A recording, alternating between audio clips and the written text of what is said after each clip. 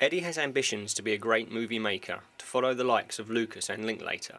He makes his own films at home in the garden, One Boy and His Dog on the first rung to stardom. Then once a week he premieres his blockbuster. An audience of mum and dad is all he can muster. Now Eddie's genre of preference is horror and slash, with ketchup for blood and cars that crash.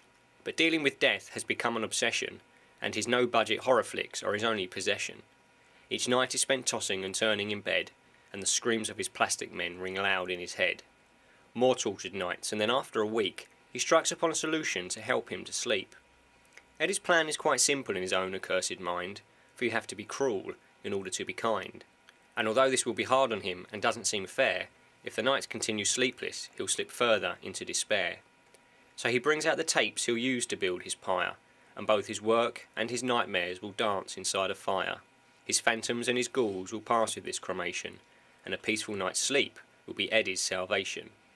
So the trial he has been facing is nearing its end, and normality will become Eddie's new friend.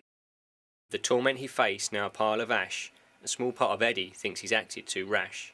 The dissenting voice in his mind questions his actions. It's good versus evil, two warring factions.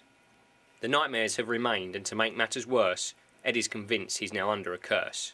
Isolated, confused and too scared to sleep, this debilitating condition is beginning to reap and harvest the fears that have long been there, of the slasher and the bogeyman that lives under the stair. It's becoming too much, it's becoming too much. But what can he do? It's becoming too much. There are no strands of decency left for Eddie to clutch. It has become too much, it has become too much, it has become too much for Eddie's shoulders to bear, and the once violence-free mind is no longer there.